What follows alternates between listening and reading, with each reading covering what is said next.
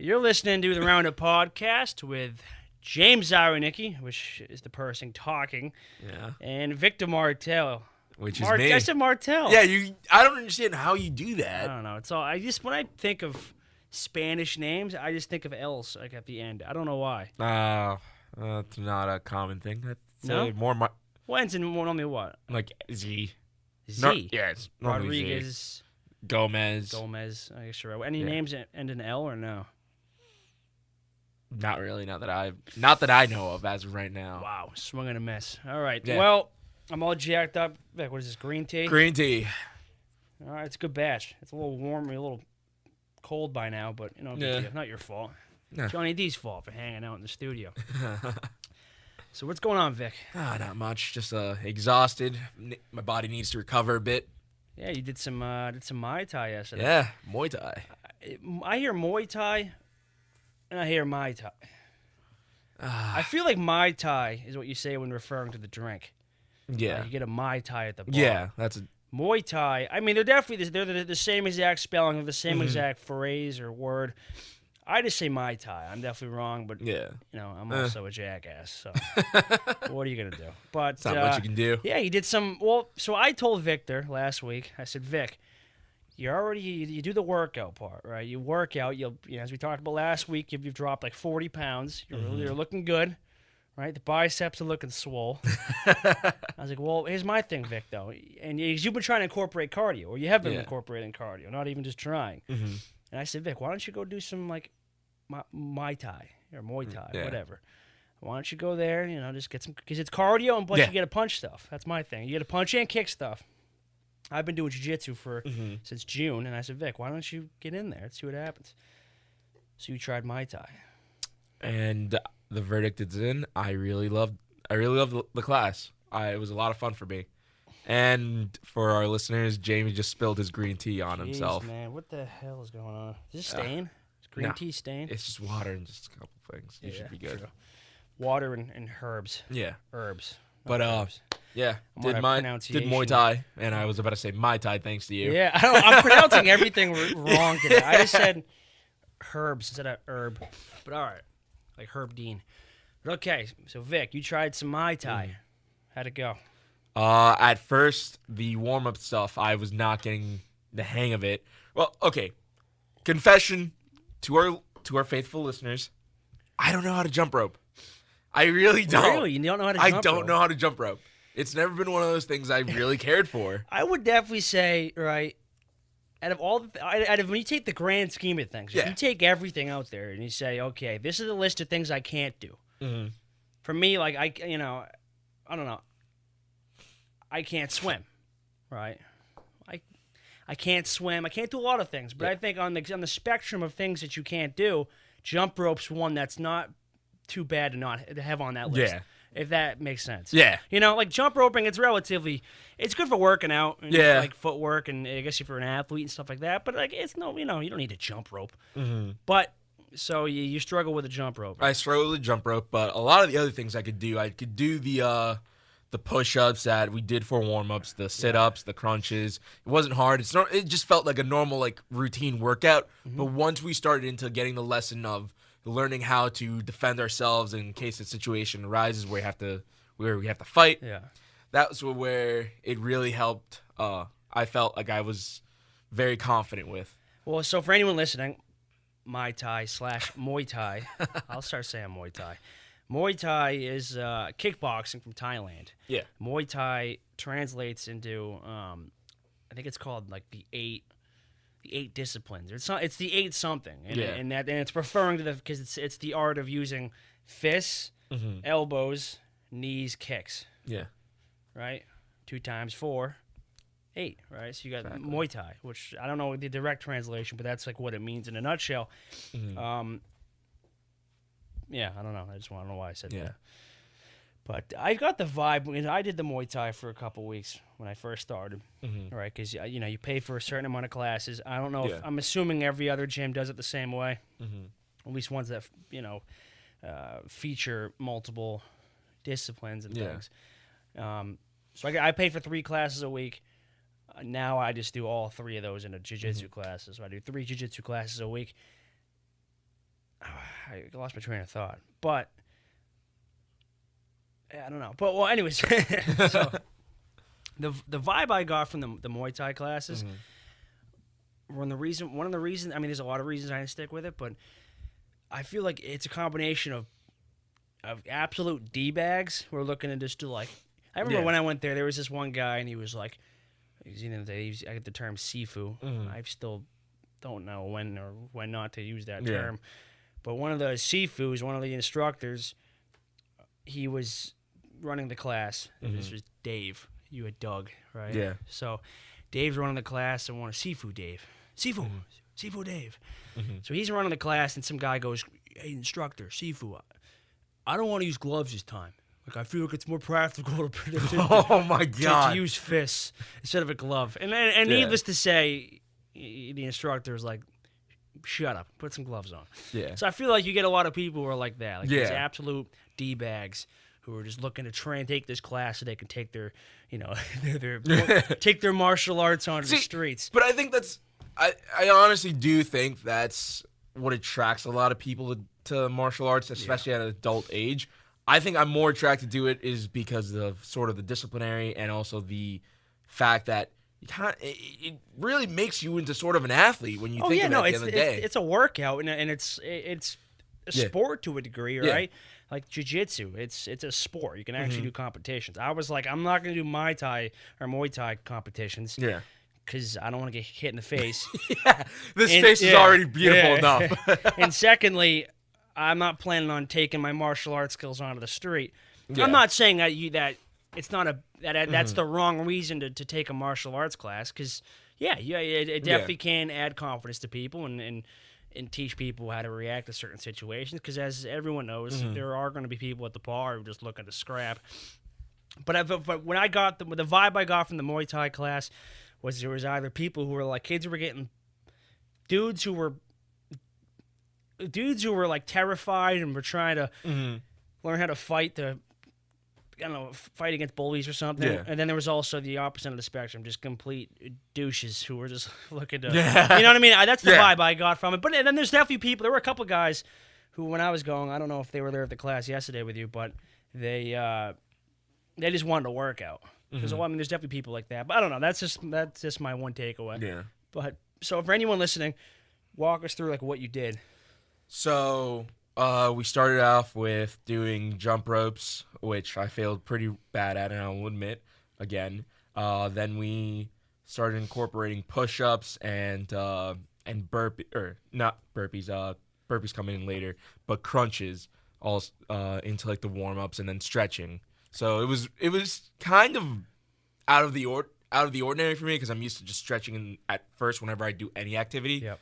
But then actually doing like that warm up stuff first was kind of cool.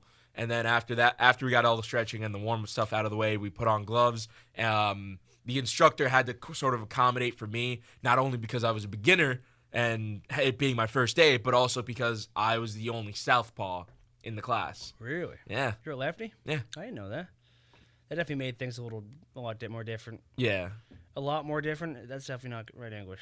No, it is. Yeah. How else would you say that? I a lot differencer? Different. But why do you think they call them burpees, on a side note? Probably some idiot burped every single time. Whenever I picture burpees, I picture someone just like doing burpees and just like gagging and dry eating and like burping, like they're like throwing up in their mouth and they're just burping. That's what I picture. So whenever I picture the term burpees, I get this disgusting image in my head. But yeah. So you liked it though? Oh, I enjoyed it. I thought I had so much fun. And Saturday you tried jiu-jitsu. Saturday I will try jiu-jitsu. All right, that's cool, man. Yeah. You think you're gonna end up sticking with it or not?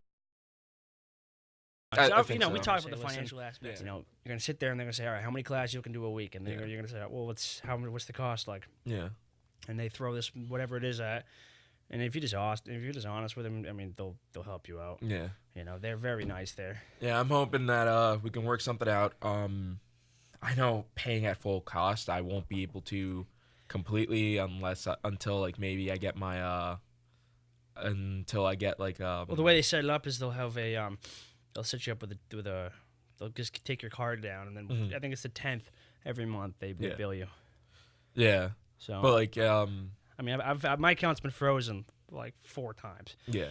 And it's just, but they understand. Like, and I've paid it all back. It's not like I don't pay. Yeah. It's just a matter of like, they just got to work with you. But that's the benefit of having like a small gym. Like yeah. Unlike it's like a big, like But they do get a lot of people there. Yeah.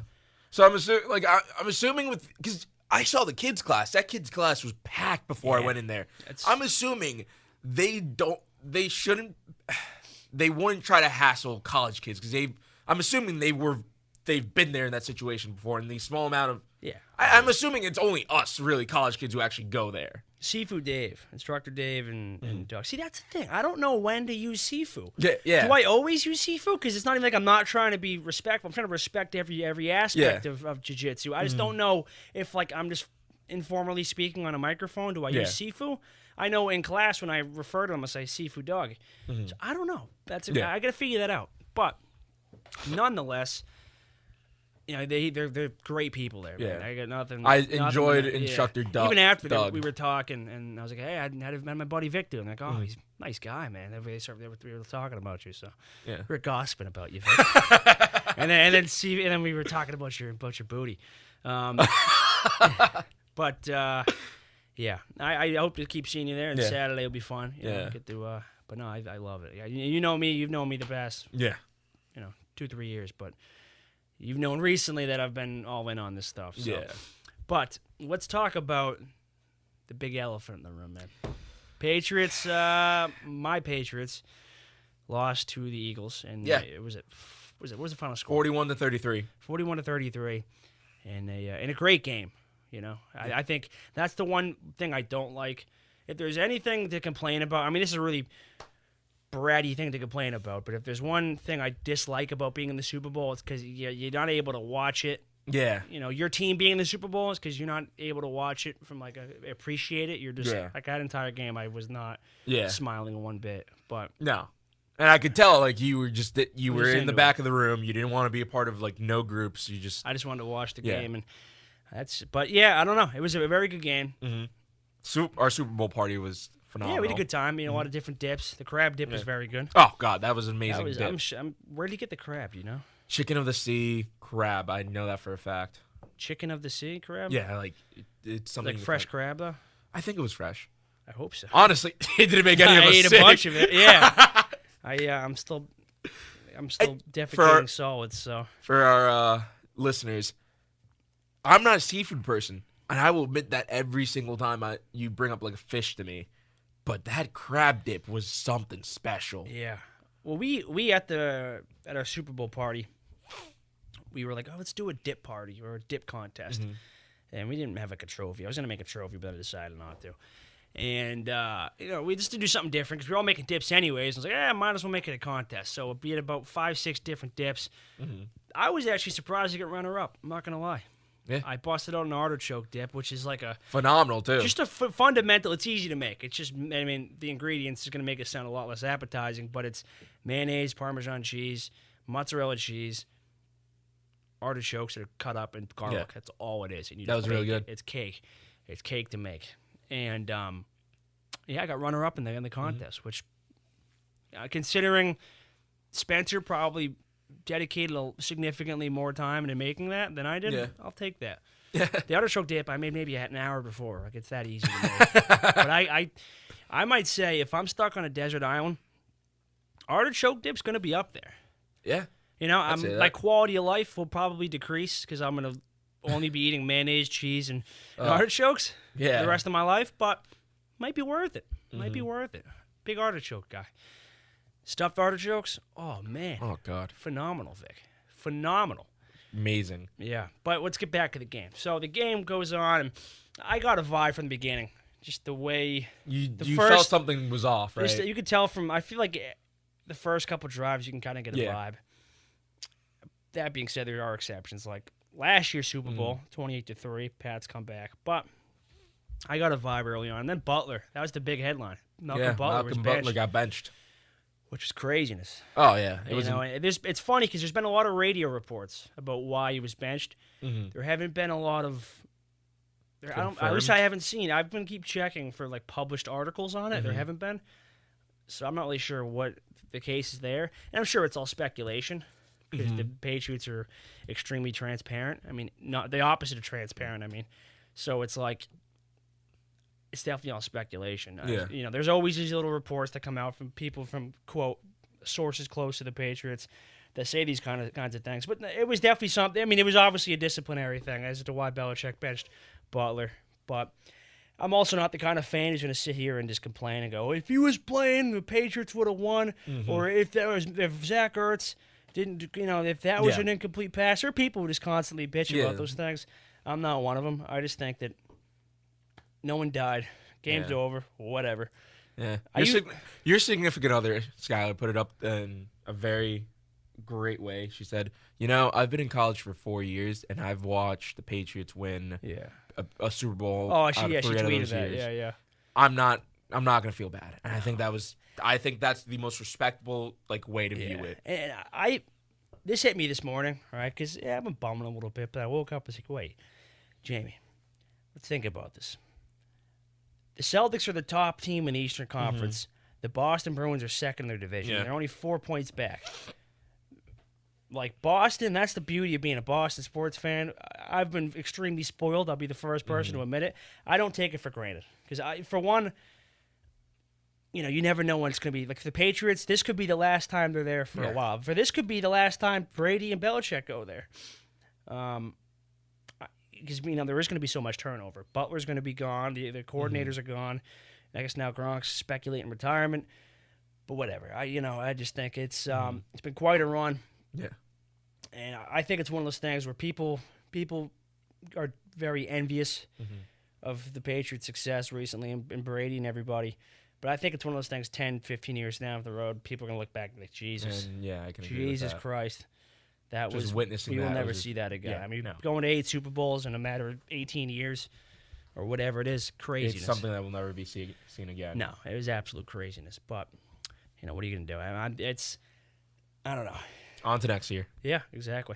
But no, nonetheless, man, Eagles, they were clearly the best team in the league from the get-go. Yeah.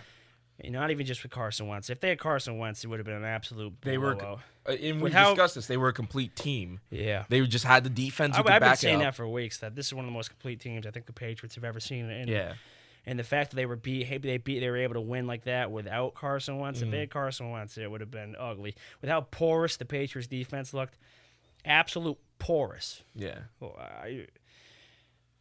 But whatever. There's just so many factors to consider any what if consideration. You got to consider, what if Donta Hightower was actually playing? What if Malcolm Butler was actually playing? What if Carson Wentz was there? What if Jason Peters was there? Yeah. It was just it's so many what ifs. You can always go what if, but at the end of the day, move on. Yeah. That's the most you can do. I feel like move on and just I feel like this has been like a phrase I've been using a lot, but just get a hobby, Yeah. What are you going to do? People are going to I can't carry on with life anymore, man. The Pats lost. Jesus. And then they're just bitching for the next 2 weeks. Oh, well, that wasn't a catch. Like, people just dedicating hours on the internet. And this conspiracy theory. The refs wanted the Pats to get there, and then they wanted to lose for marketing. Like, shut the hell up. Get a hobby, man. That's my I don't know, my life phrase. Yeah. It's my motto. Get a hobby, right? Vic, you're not an iron pumping guy. Yeah. You got a hobby. Yeah. People need hobbies. I think it's very important. Yep. Right? But I don't know. It was a weird football season though. I will say that. It's crazy because there were so many ups and downs, the injuries. Just look at the Final Four. You had the Patriots, and then you had the Jaguars. The Vikings. And then you had the Eagles. And you look at the quarterbacks they were having, Case Keenum, Nick Foles, Blake Bortles, and then there's Brady. But, that's an odd group right there. Mm-hmm. We're really starting to see it. We're really starting to enter that point. There's no Manning. Drew Brees is going to be gone soon. Brady's going to be gone soon. Yeah. And you're seeing this dynamic shift in just quarterbacks. And we're going to start seeing the Wentzes, the Watsons, potentially the Prescotts. Yeah. Well, Prescott, he'll be there, Yeah. And it's a matter of if the rest of the team can hold up. Yeah.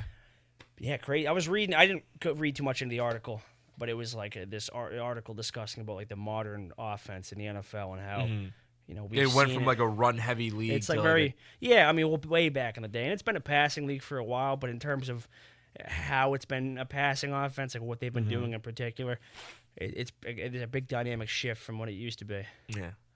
But I don't know, man.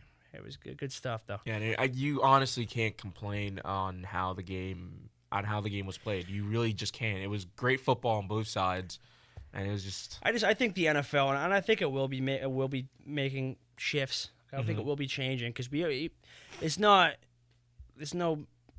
everyone's well aware of the fact that the refs are largely way too much in control. Yeah. Like the fact that the Super Bowl, there were even 2-3 plays where it was like, where you had an argument. Was it a catch? Wasn't it a catch? I just think it's very over-reviewed. And there are necessary times for reviews. Mm-hmm. Like, I don't even disagree with reviewing hits, like high hits. And people are like, dude, it's fucking stupid. Ooh, I swear. But oh, dude, screw it, man. What the hell? Let them just hit each other. Like, I'm well aware of the fact you can't have that. Mm-hmm. You got to protect the players because they're having, all these CTE issues and things, so that's very necessary. But some of the catch stuff is just bonkers, and that's really been the headline all season. Is what's a catch? No one knows. We talk about it all the time. Everyone's talking about it. And there you have the game on the biggest stage. That's why I think they didn't reverse some of those calls. They realized like we can't mess with any of this. It has to be just. It'll be controversial forever. So in the big games like that, no, they're not going to reverse a lot of those calls. But if those were regular seasons, it could have gone 50-50. Oh yeah, like those calls. And I completely agree with that. So it's just but I think the NFL is going to have to make some changes. I think maybe this year in the coaches meeting, they have to they'll talk about it. There has to be something to fix this, or something to define what a catch is now, because. Again, the only time we didn't see where some stupid controversial call for what a catch wasn't was the Super Bowl. Yeah. And I still Every other hold game there was tons of them. Yeah. Golden Tate. You can literally write down a list of people who got a touchdown taken away for no reason. Jesse James, Adam Thielen had 2 this year. Zach Miller, Golden Tate. Tons of them. Dude, it's nuts. No one knows. Like, it's honestly, people have no idea. Mm-hmm. I see, like the changes for the injury prevention, I understand, but everything else, all the other ones, I don't really know why they're there. Yeah, I just don't. But and I think there's something else that also needs to be talked about is the Brandon Cooks hit, and it's a clean. I think you've said it was a clean hit, but it's like there's not much you can do. Yeah, I don't get that. I don't understand the whole let's bitch until we're all have sore throats the next morning. Like I never got that. I don't understand that premise. Like the game's done. What is if I can sit here and bitch about any of those plays about but like what's it gonna do other than just put myself in a bad mood? That's what that's really what I don't get about some of the people who just constantly bitch after the games. Like it is what it is. The Eagles won. Patriots lost. And there's one thing I want to actually address to our listener, any of our listeners who are Giants fan and were in that camp of like, oh, F the Eagles.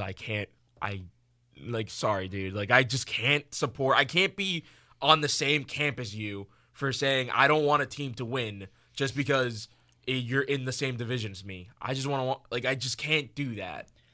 Yeah, I mean, I don't know, how the NFC East fan business goes. I don't. AFC East, it's maybe the Jets. The closest thing I could relate to is the Patriots Jets rivalry. Yeah, rivalry, and it's been kind of lacking recently. But back in like the rivalry's prime, I'd probably go. I don't want the Jets to win, but I don't know. That's again, it is what it is. Like I just wanted to address that because I just think. Because we had an issue at our party where one person was just going bonkers over it. Yeah. And I still doubt that person's credibility with actual football, though. A lot of those people, I don't know. I just don't get it. It's funny. I was actually talking with someone else about this kind of stuff. And it's funny because how crazy we think we are. Yeah. Like a lot of Eagles fans will go, like, we're the toughest fan base in the country. Yeah. I just think it's funny in retrospect because compared to some of the European soccer clubs, our fans are like... Those people literally start riots over one game that doesn't even matter. Yeah, it's like they have... With every game, they have like a corresponding fan fight. They just have a brawl. Yeah. The movie I think of, Green Street Hooligans. I don't know if you've seen that movie. It's kind of about that. It's with Frodo. I can't think of the actor's name. What the hell's his name? Danny. No, it's Elijah Wood. Elijah Wood, yeah. I was like Danny Wood. I went to middle Just school. think of Danny Woodhead. Yeah. But you have Elijah Wood, and I was very questionable casting on that part. I am so anti Elijah Wood. But I don't know. What are you gonna do? Yeah. But that movie, that was phenomenal. And but yeah, no, European soccer clubs, their fans are absolutely bonkers. Oh yeah. You know, they like you can call yourself stabbings every. Yeah. It's totally different over there. Buffalo Bills Mafia, craziest fan base on the world. Yeah. Have you seen the guys over in Ukraine? It's not. I don't even get that. I don't know why that's like a bragging point. Like, bro, we cover ourselves in mustard. Oh yeah, Yeah. Why we do this? Like, Yeah. But no, I was actually talking with someone else about that recently. I forgot who, but it was just a fun little thing to Yeah. bring up. But nonetheless, you've been listening to the Roundup Podcast with myself and Victor Marte. Mm-hmm. We're going to be updating once a week. Subscribe to our YouTube page and give us some feedback, and check out the roundupblog.com. And follow us on our Instagram, Facebook, Twitter. Yeah. Oh, we know about Twitter. But, give us some shout-outs, give us some feedback, and we'll catch you guys next week. Yeah. Catch you guys later.